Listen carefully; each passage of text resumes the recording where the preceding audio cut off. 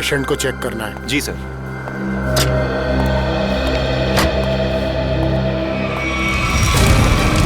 ये क्या? आग! रघु, मंगेश, जल्दी आओ, यहाँ पे आग लगी है, पेशेंट जला है, जल्दी आओ, फायर एक्सटिंग्विशर लेके आओ, जल्दी करो, जल्दी लेके आओ, जल्दी जल्दी जल्दी करो, जल्दी।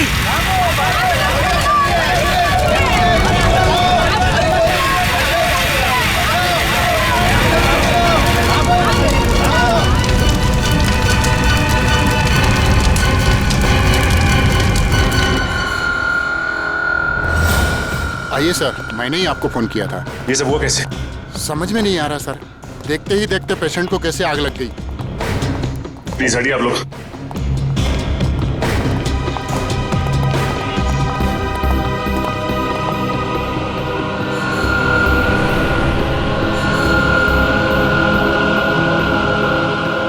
साहब, जिस वक्त ये आग लगी उस वक्त कोई और भी था कमरे में? नहीं सर, कोई नहीं था। मिस्टर अंश के बॉडीगार्ड बाहर ही पहरा दे रहे थे। हाँ सर, अरे इनके आने से पहले साहब अच्छे खासे लेटे हुए थे, लेकिन जैसे उन्होंने दरवाजा खोला अचानक आग लग गई। ऐसा कैसे हो सकता है? जब कमरे में कोई था ही नहीं तो फिर आग किसने लगाई? अपने आप लग गई आग है? ये शॉर्ट सर्किट का चक्कर भी नहीं लगता, लेकिन ये आग जैसी भी लगी हो हम इसका पता कर ही रहेंगे। अंश, अंश,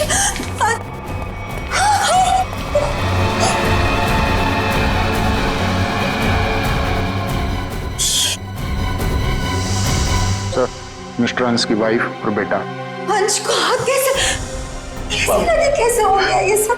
पापा उठिए, पापा क्या हो गया आपको? पापा संभालिए अपने आप को। देखिए, थोड़े वक्त के लिए आप लोग बाहर कॉरिडोर में इंतजार कीजिए।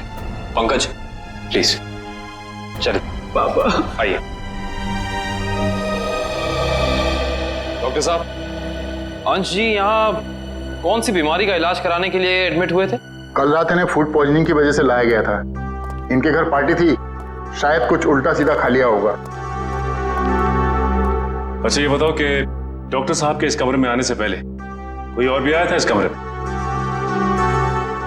हाँ सर, 2 लोग आए हुए थे। एक कमरे की साफ सफाई करने वाला और दूसरा बिस्तर की चादर बदलने वाली।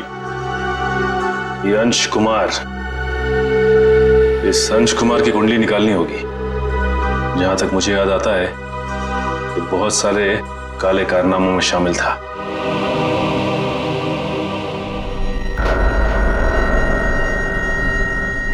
पंकज, रिधिमा और अंकित को घर भेज दिया? हाँ सर, बहुत रो रहे थे बेचारे।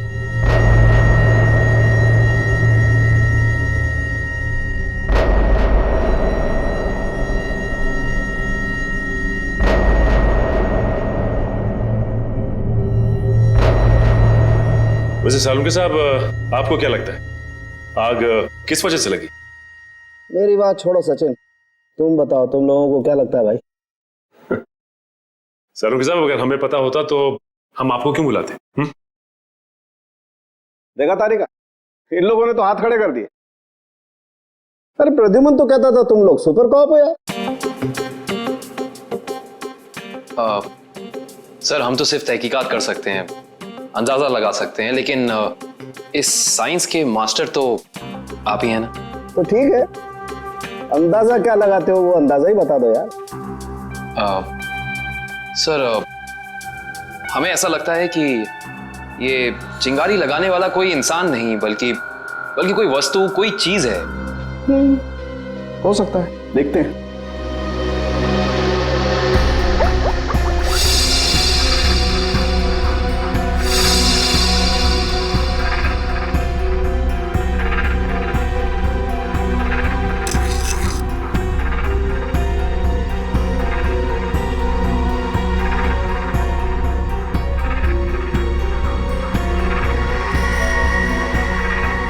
ये बात है। क्या बात है सर? अंश की इस चमड़ी के टुकड़े पर मुझे 2 किस्म के केमिकल मिले। एक का नाम कोजू और दूसरे का चिलिंगफी। कोजू और चिलिंगफी? ये केमिकल के नाम या कोई चाइनीज रेस्टोरेंट के? पंकज, मजाक नहीं। और ये दोनों केमिकल जब आपस में मिल जाते हैं तो एक तीसरा केमिकल बनता है। जो बहुत ही आसानी से आग पकड़ लेता है अगर उसे एक निश्चित मात्रा से ज्यादा ऑक्सीजन मिल जाए तो। और जैसे ही डॉक्टर साहब ने इस कमरे का दरवाजा खोला, यहाँ का ऑक्सीजन लेवल बढ़ गया और अंश का शरीर खुद ब खुद जलने लगा। इसका मतलब अंश की बॉडी पे ये केमिकल हॉस्पिटल के किसी अंदर वाले ने लगाया है। अंदर वाले ने। देखिए, आप बेवजह हम पर शक कर रहे हैं। हम भला अपने मरीज की जान क्यों लेंगे? डॉक्टर साहब, हम भी यही जानना चाहते हैं कि आपने किसके कहने पे वो केमिकल अंश की बॉडी पे लगाया। देखिए, मैंने मिस्टर अंश को छुआ तक नहीं। मैं तो एक एक दवाइयां उनके बॉडीगार्ड के सामने देता था। अगर आपने नहीं छुआ तो किसने किया है? किसने स्पंज बाथ दिया उसे? देखिए, मिस्टर अंश यहाँ पर फूड पॉइजनिंग के इलाज के लिए आए थे, तो स्पंज बाथ देने का तो सवाल ही नहीं उठता। मैं कह रहा हूँ ना कि हम में से किसी ने भी उनकी बॉडी के ऊपर कोई केमिकल नहीं लगाया। अच्छा, तो आप ये कहना चाहते हैं कि डॉक्टर सालुंके गलत कह रहे हैं? जी नहीं, मैं ये बिल्कुल नहीं कह रहा हूँ। मैं सिर्फ इतना कह रहा हूँ कि मैंने या मेरे किसी भी स्टाफ ने उनकी बॉडी के ऊपर कोई केमिकल नहीं लगाया है। 2 लोग आए हुए थे, एक कमरे की साफ सफाई करने वाला और दूसरा बिस्तर की चादर बदलने वाली। माय गॉड, कहीं वो केमिकल उस चादर पे तो नहीं लगा हुआ था जो अंश के कमरे में बिछी हुई थी? डॉक्टर साहब, ये सारी बेडशीट कहाँ रखी जाती? देखिए सर, यहाँ पर सारे रूम नंबर्स लिखे हुए हैं और उस कमरे के रूम के अनुसार वहाँ की बेडशीट और बाकी का सामान रखा हुआ है। सर, ये अंश के रूम का लॉकर है।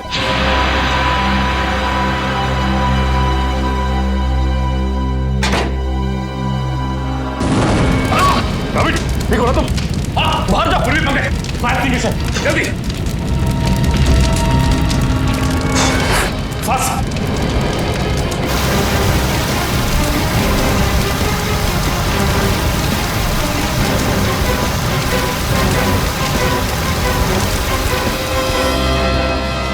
अभी लगता है थोड़ा केमिकल रह गया था इसमें। सही कह रहे हो सचिन, अब तो इस लॉकर को बाहर निकालना ही पड़ेगा। आप लोग प्लीज थोड़ा पीछे रहिए।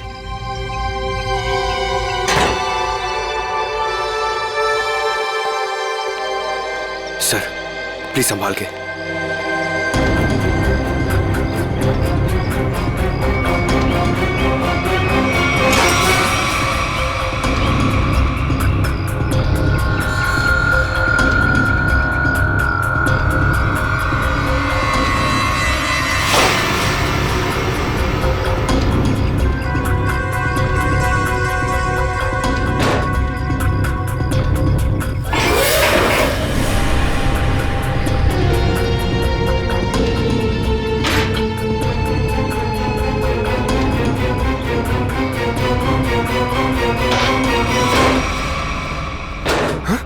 सर, ये क्या?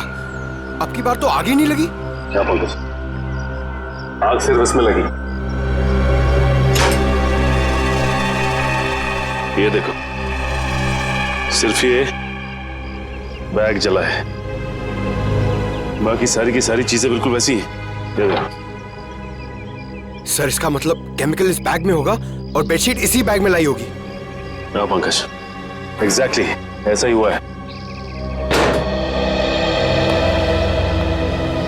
डॉक्टर साहब, ये वही लेडी है ना जिन्होंने अंश के कमरे में वो चादर बिछाई थी? जी सर, शीला। मैंने कुछ नहीं किया सर। मैं इन केमिकल्स के बारे में जानती तक नहीं हूँ। ज्यादा भोली मत बनो। अंश के कमरे की चादर तुमने ही बदली थी ना? बदली थी, मगर क्या? एक औरत ने मुझे 50,000 रुपए दिए थे और कहा था अंश साहब के कमरे में ये चादर बदल देना। उसने आपको पैसे दिए और आपने पैसे ले लिए? हाँ? एक बार भी नहीं सोचा कि इसके पीछे उसका मकसद क्या है? मुझे क्या पता था साहब, कोई ऐसे तरीके निकालेगा किसी का खून करने के लिए। उसका चेहरा पहचानती हो? स्केच बनवा सकती हो उसका? नहीं, उसने अपना चेहरा दुपट्टे से ढक रखा था। चेहरा ढका था, लेकिन कुछ तो याद होगा, कुछ तो देखा होगा। हाँ, उसके दाहिने हाथ पर एक काला सा निशान था, यहाँ पर।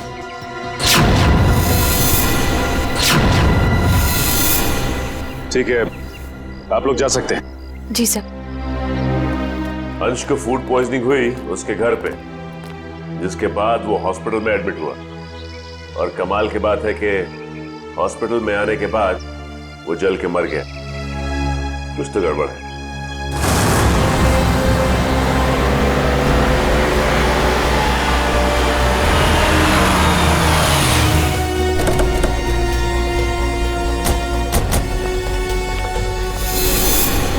सर, इस घर पे तो जगह जगह सीसीटीवी कैमरास लगे हैं। और इतने सारे बॉडीगार्ड्स। लगता है अंश जानते थे कि उनकी जान को खतरा है। राइट श्रेया, कोई ना कोई बात तो जरूर थी, वरना इतनी ज्यादा सिक्योरिटी कोई मामूली इंसान नहीं रखता। किससे मिलना है आपको? सीआईडी? अब अंदर जा सकते हैं? Thank you.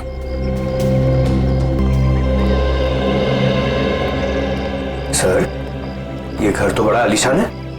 अंश बहुत पैसे वाला रहा होगा।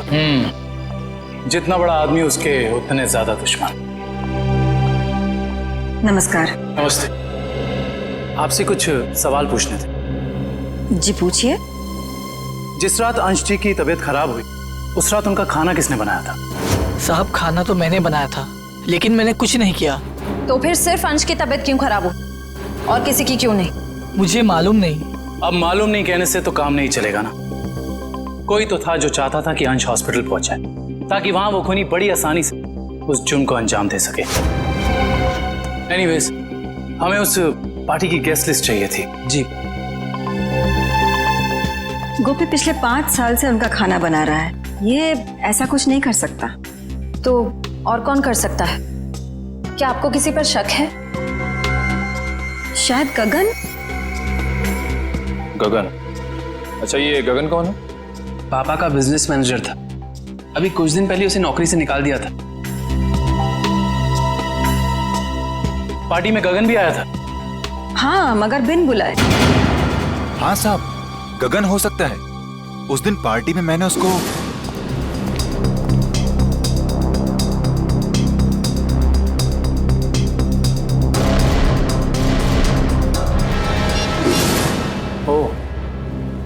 तो अंश गगन पे चिल्ला रहे थे? हाँ साहब, पर म्यूजिक की आवाज बहुत तेज थी। मैं समझ नहीं पाया कि साहब गगन को क्यों डांट रहे थे। मगर अंश ने गगन को नौकरी से क्यों निकाला था? पता नहीं, मगर जरूर कोई बड़ी बात रही होगी जो उन्होंने अपने 10 साल पुराने एम्प्लॉय को एक ही झटके में काम से बाहर निकाल दिया। गगन को नौकरी से क्यों निकाल दिया था, इसका जवाब ढूंढना होगा। क्या अंशी की मौत हो गई है? जी हाँ, और हमें शक है कि उनकी मौत में आपके पति गगन का हाथ है। ये क्या कह रहे हैं आप? गगन अपनी जान दे सकते हैं, पर वो किसी की जान लेने की कभी सोच भी नहीं सकते। सोचा नहीं, बल्कि कर दिया। बहुत ही लंबी चौड़ी प्लानिंग के साथ गगन ने अंश को हॉस्पिटल में ही जला दिया। आपको कुछ गलतफहमी हुई है, गगन ऐसे नहीं है। वो ऐसा नहीं है तो कैसा है, वो तो उनसे मिलने के बाद ही पता चलेगा। वो कब तक वापस लौटेंगे? मुझे नहीं पता।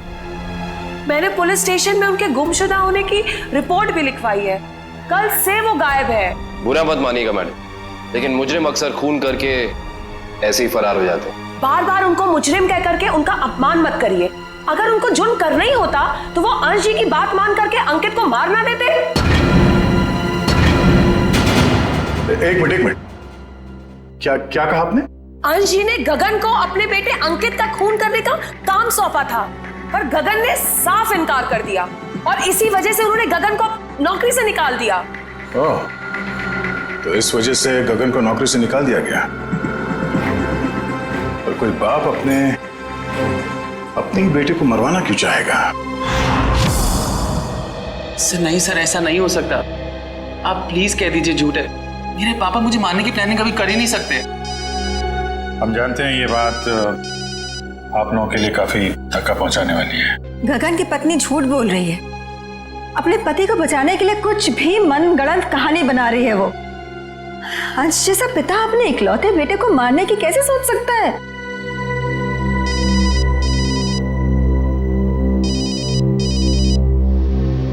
किसका फोन है अंकित?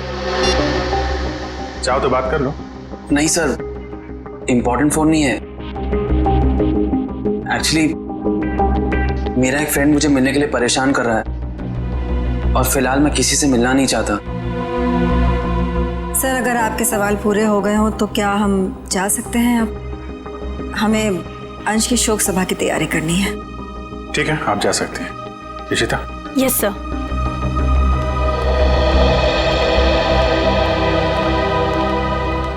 सर, जब जब अंकित का फोन बज रहा था तब उसका रवैया कुछ अजीब सा नहीं हो गया? लग तो रहा था कुछ छुपा रहा है। नजर रखो इस पे।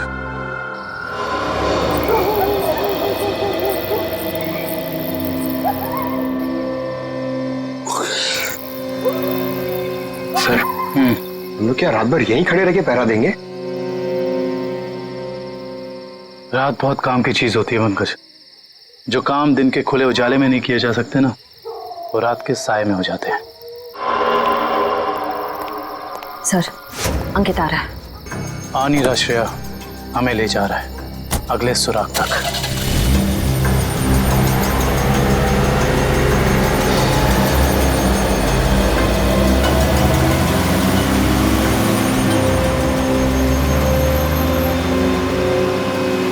Let's go.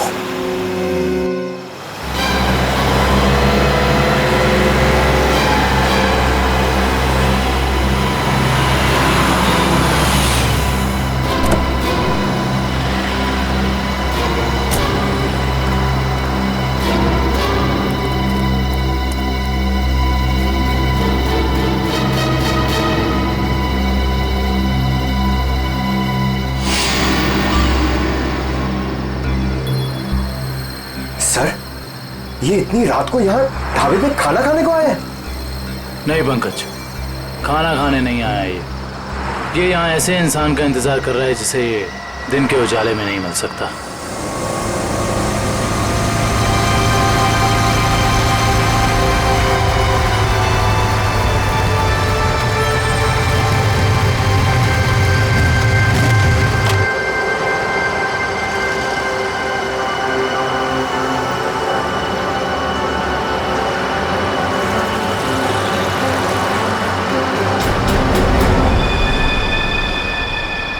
सर, मैंने तो सोचा ये लड़का होगा, ये तो लड़की निकली।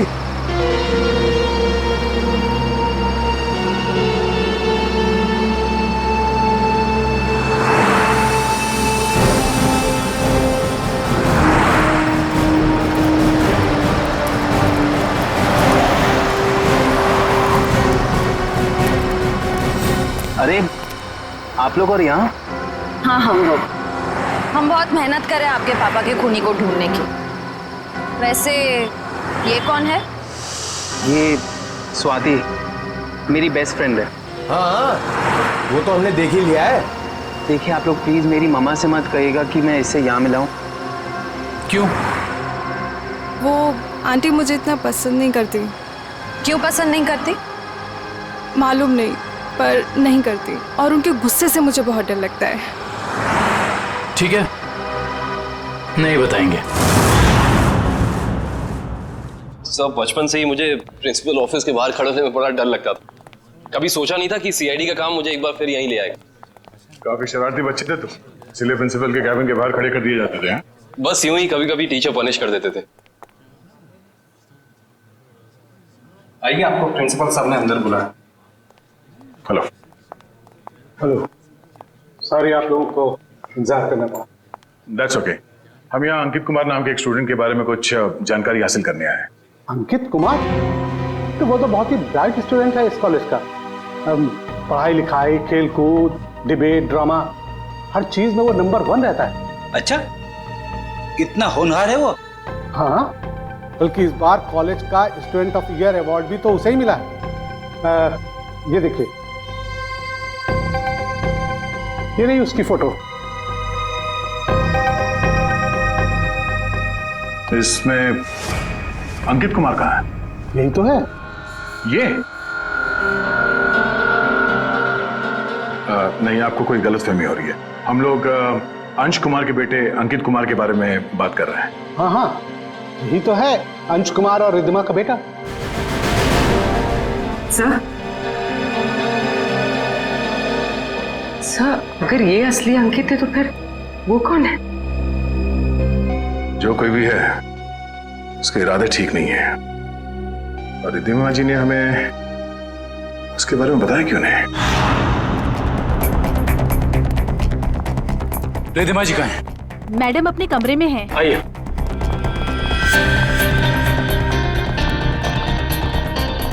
मैडम, सीआईडी वाले आए हुए हैं। मैडम। रिद्धिमा जी।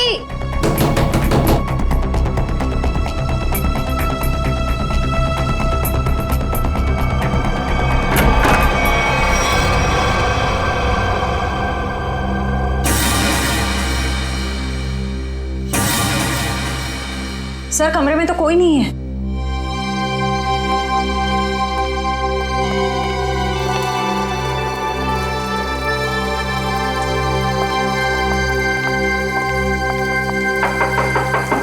रिद्धिमा जी।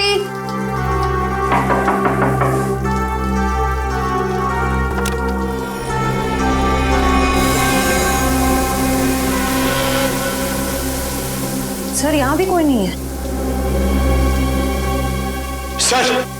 सर ये देखिए सर, यहाँ पे खून भी लगा हुआ है।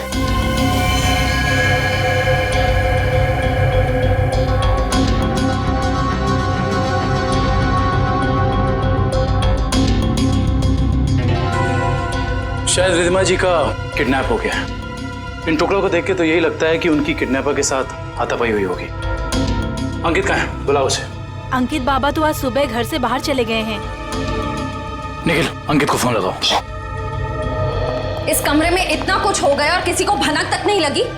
फायदा क्या घर में इतनी सिक्योरिटी का? अच्छा ये बताओ कि खिड़की के पीछे की तरफ भी कैमरा लगा है ना? जी सर। मुझे उसकी फुटेज देखनी है।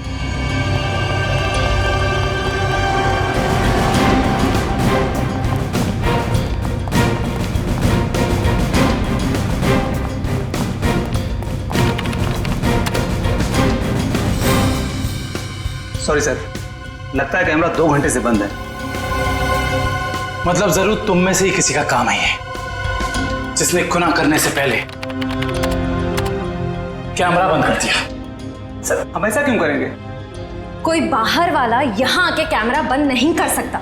ये किसी अंदर वाले का काम है, समझे तुम? यस सर, अंकित का फोन बंद आ रहा है। कहीं सबके पीछे अंकित का हाथ तो नहीं है?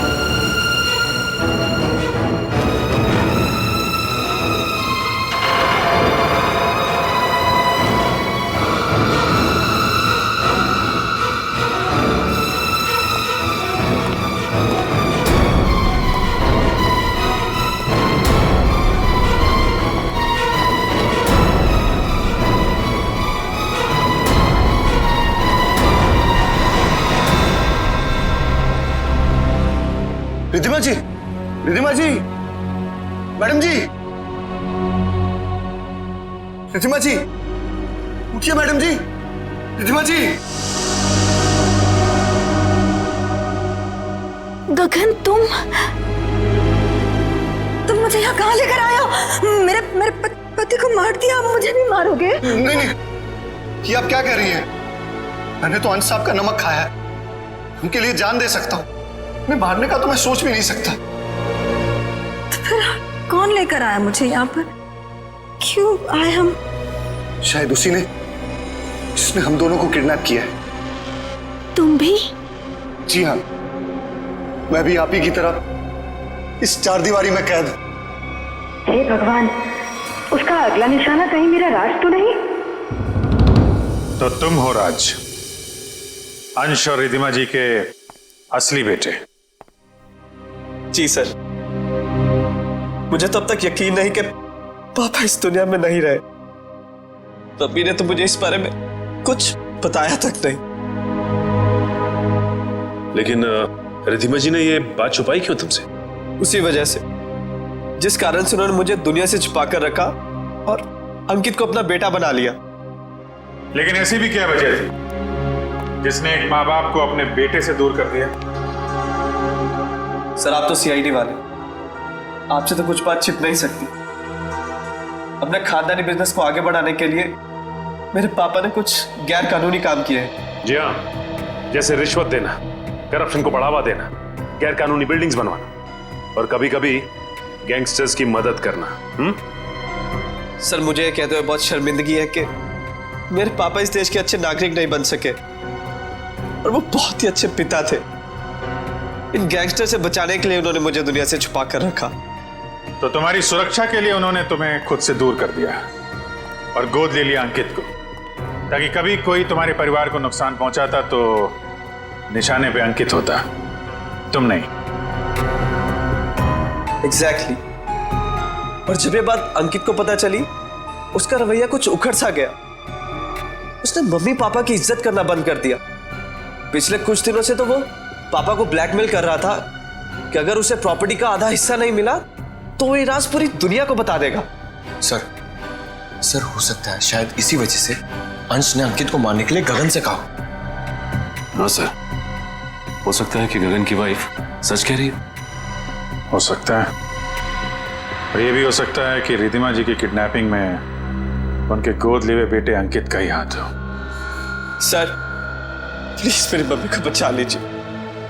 मैं पहले ही अपने पापा को खो चुका हूं, मम्मी को नहीं खोना चाहता। घबराओ मत, कुछ नहीं होने देंगे मेरी रिधिमा जी को। अंकित के पोस्टर पूरे शहर में लग चुके हैं, कोई ना कोई उसे जरूर देख लेगा। हेलो, कहाँ? चिंचोली क्रॉसिंग? आप कौन बोल रहे हैं? हेलो हेलो सर, गुमनाम कॉल आया, कह रहा था कि चिंचोली क्रॉसिंग पे हम लोग कुछ जरूरी बात करनी है। जरूरी बात करनी है? फिर तो मिलना पड़ेगा।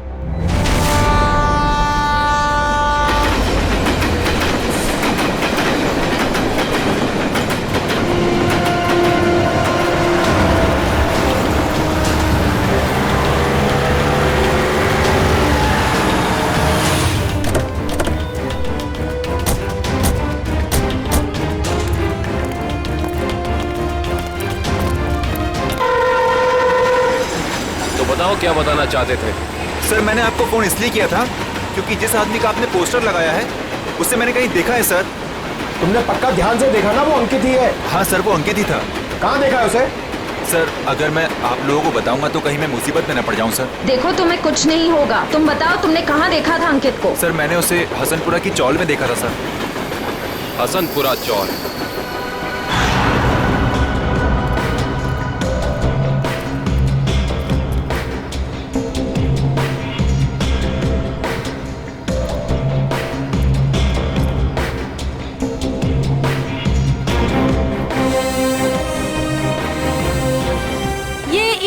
इधर? हाँ।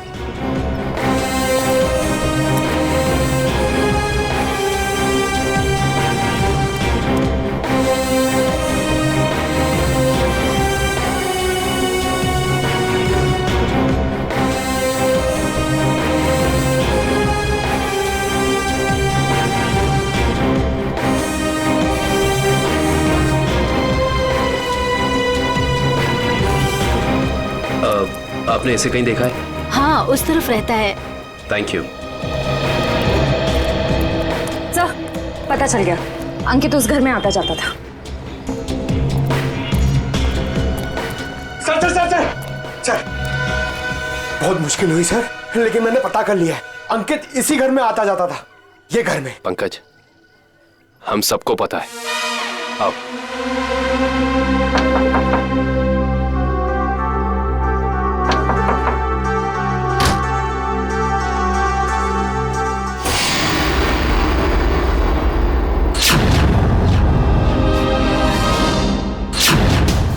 आप लोग? हाँ, हम लोग। सर यहाँ? हमें एक बॉडीगार्ड की जरूरत थी। तो सोचा क्यों ना तुमसे मिल लिया जाए। क्या मजाक करते हैं साहब? सीआईडी को कब से बॉडीगार्ड की जरूरत पड़ने लगी? जब से तुम जैसे बॉडीगार्ड गुनाह करने लग गए। जिस परिवार ने तुम्हें अपनी सुरक्षा के लिए रखा था, तुम उसे ही नुकसान पहुंचा रहे हो। ये क्या कह रहे हैं साहब आप? अंकित क्यों आता था यहाँ? अंकित बाबा यहाँ नहीं आए। हमसे झूठ बोलने का कोई फायदा नहीं है। सीआईडी से ना कोई बच सका है और ना बच पाएगा, इसलिए कह रहे हैं सब सच सच बता दो। हम जान चुके हैं कि अंकित अंशी का बेटा नहीं है। बताओ क्या सच है? बोलो क्या सच है? बताता हूँ। दरअसल में अंकित का असली बाप मैं हूँ। तुम? हाँ, अंश साहब मेरे बेटे को गोद लेना चाहते थे और मैं भी अपने बेटे के सुनहरे भविष्य के लिए उन्हें मना नहीं कर सका। मगर तुम्हारे अंकित ने जिस थाली में खाया उसी में छेद किया। पहले अंश को मार डाला, फिर रिद्धिमा को किडनैप कर लिया। नहीं साहब, मेरा बेटा ऐसा नहीं कर सकता। मैं उसे अच्छी तरह जानता हूँ। अगर ऐसा है तो हम अंकित को कुछ नहीं होने देंगे, लेकिन अब हमें साफ साफ बताओ ये अंकित हमें मिलेगा कहाँ? अंकित अपने दोस्त स्वाति के साथ है, ग्रीन सी लॉज में। ग्रीन सी लॉज?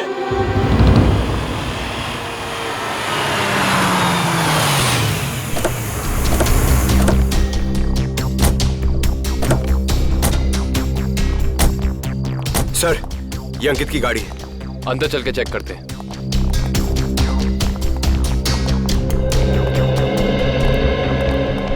सीआईडी, उस सफेद गाड़ी में जो आए हैं वो कौन से कमरे में ठहरे हुए?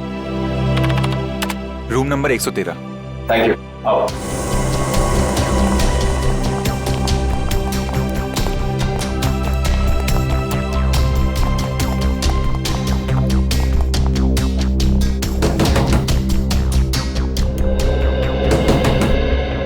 कौन है?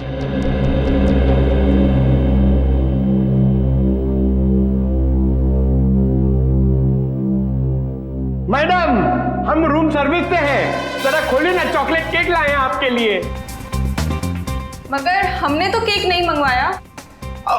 मैडम वो क्या है ना, हमारे होटल का 5वीं सालगिरह है, इसीलिए हम सबको चॉकलेट केक खिला रहे हैं। आप भी खाइए ना please. CID,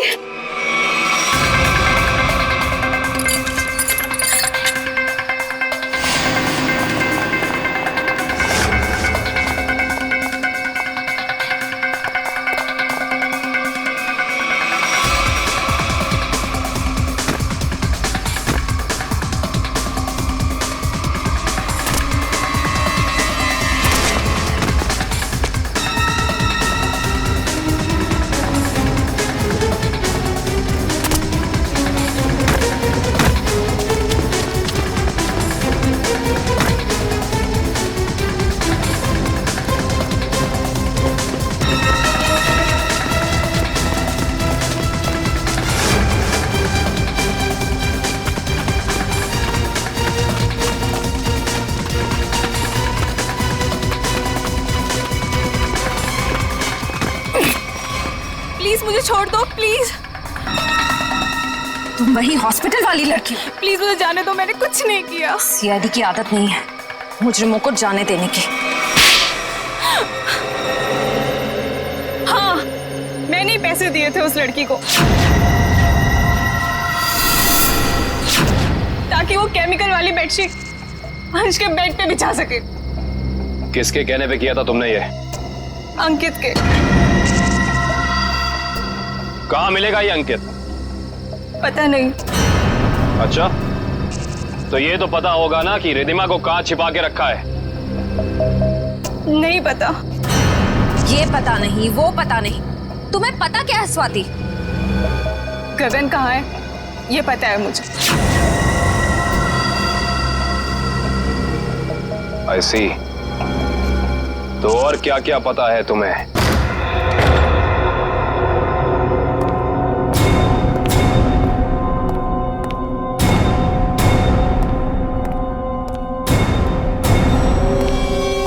hi mom, hi Gagan uncle.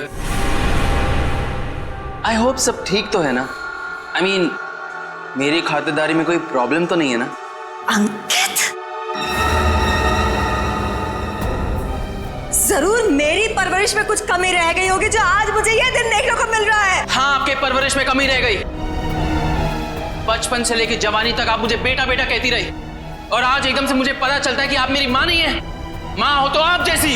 लेकिन मैंने तुम्हें कभी अपने बेटे से कम प्यार नहीं किया अंकित। झूठ है, ये ड्रामा है।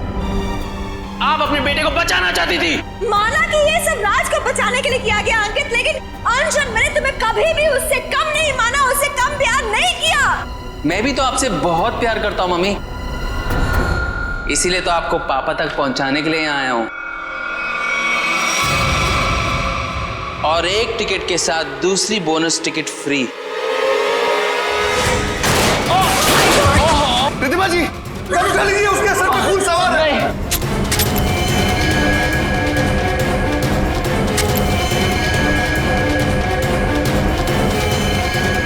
गगन, ये पकड़ो, पकड़ो। अरे शूट करो ना, गोली चलाओ ना, तो वो मार डालेगा। नहीं प्लीज, अरे मारो उसे। प्लीज नहीं, मार डालेगा हमको, मारो।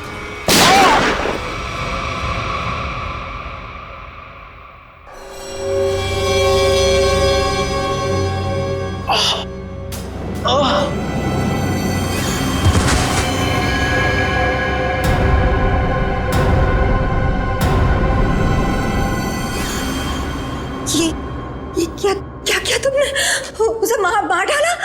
तुम उसके पैर पे फायर कर सकते थे ना, उसे मार डाला तुमने। गगन, व्हाट डिड यू डू? मेरे से घबराहट में गोली चल गई, वैसे मारना नहीं चाहता था।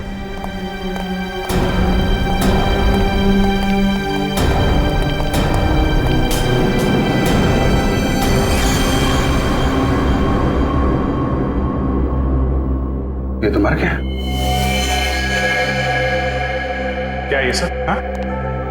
कैसे हुआ ये? मैं जैसे जानबूझ के नहीं मारा सर, मैं सिर्फ अपने आप को बचाना चाहता था। ये गगन सही कह रहा है, अगर हमने अपने बचाव के लिए इसे नहीं मारा होता तो ये हम दोनों को मार देता। हम समझ सकते हैं। श्रेया, इनके स्टेटमेंट रिकॉर्ड कर लो। आप लोग जाइए प्लीज इनके साथ में। चलिए।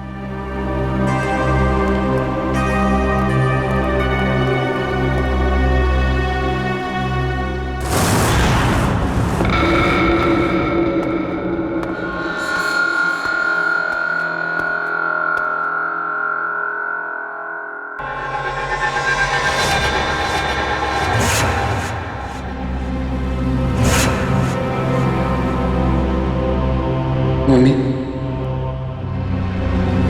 मम्मी, मम्मी,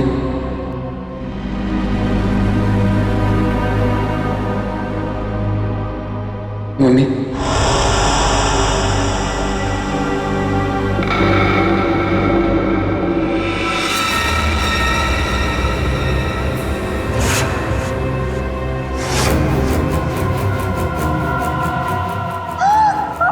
आपने मेरे साथ ऐसा क्यों किया? हमने मेरे साथ ऐसा क्यों किया मम्मी? क्यों मुझे धोखा दिया? क्यों मुझे धोखा दिया? क्यों मुझे मार दिया? क्यों मुझे मार दिया? बोलिए मम्मी, जवाब दीजिए। बोलिए मम्मी, जवाब दीजिए। क्यों किया आपने ऐसा मेरे साथ? क्यों किया आपने ऐसा मेरे साथ? क्यों हमने बेटे को मार दी? क्यों हमने बेटे को मार दिया? जवाब दीजिए मम्मी, जवाब दीजिए मम्मी। बोलिए आपने ऐसा क्यों किया? बोलिए आपने ऐसा क्यों किया? क्यों मुझे मारा? क्यों मुझे मारा? क्यों मुझे मारा? क्यों क्यों?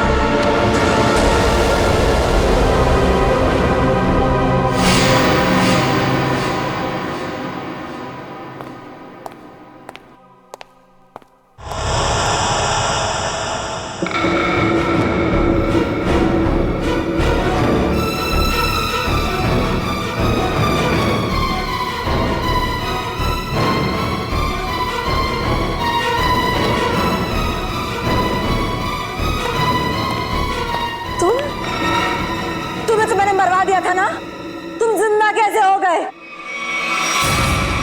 मरे हुए लोग कभी जिंदा नहीं होते रिधिमा जी। ये सब तो सीआईडी का प्लान होता है, गुनहगार से उसका जुर्म कबूल कराने का। अंकित तो कोई मरा ही नहीं था। इतना बड़ा धोखा मेरे साथ। मैं धोखा तो तुमने दिया। मैंने जो कुछ भी किया अपने बेटे के लिए किया है। राज, तुम्हारे पापा तुम्हें अपने गैर कानूनी बिजनेस में शामिल करना चाहते थे, लेकिन मैंने तुम्हें हमेशा गुनाहों के इस साए से दूर रखना चाहा। माँ, मैंने कभी सपने में भी नहीं सोचा था तुम भी पापा की तरह इस तरह गुनाहों के दलदल में धंसी हुई हो। और इसीलिए इन्होंने पापा को मारने के लिए मेरी मदद ली थी और प्रॉपर्टी में 25% शेयर देने का वादा भी किया था।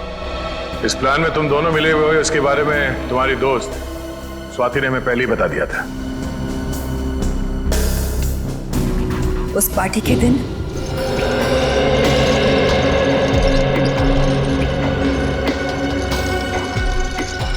ओह माय गॉड, कितना ऑयली खाना लेकर जा रहे हो साहब के लिए? डॉक्टर ने परहेज के लिए कहा है ना। जाओ सैंडविच और जूस लेकर आओ। जाओ। मगर साहब ने? साहब तुम्हारे बॉस हैं, बट साहब की बॉस मैं हूँ। जाओ। जी मैम।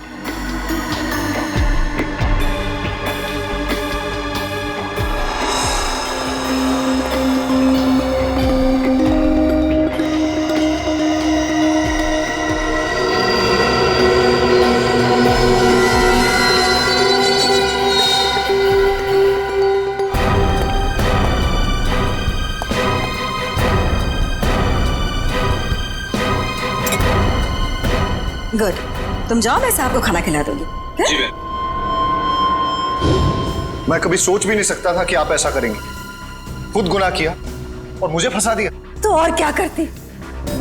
तुम्हें पता चल गया था कि अंकित अंश को मारना चाहता है, इसीलिए मैंने आखिरी वक्त पर सारी बाजी पलट दी। और उस पलटी बाजी में मेरी भी बलि चढ़ा दी थी।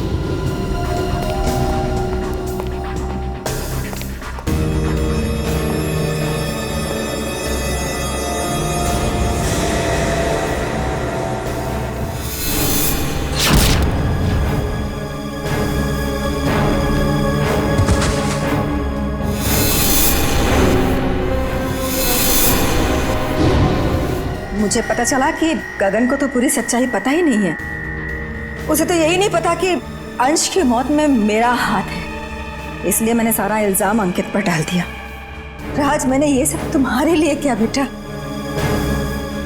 गुनाहों पे ममता की चादर ओढ़ देने से तुम्हारे पाप धुल नहीं जाएंगे मैडम। आप दोनों का फैसला अदालत करेगी, या तो फांसी होगी या फिर जिंदगी भर जेल।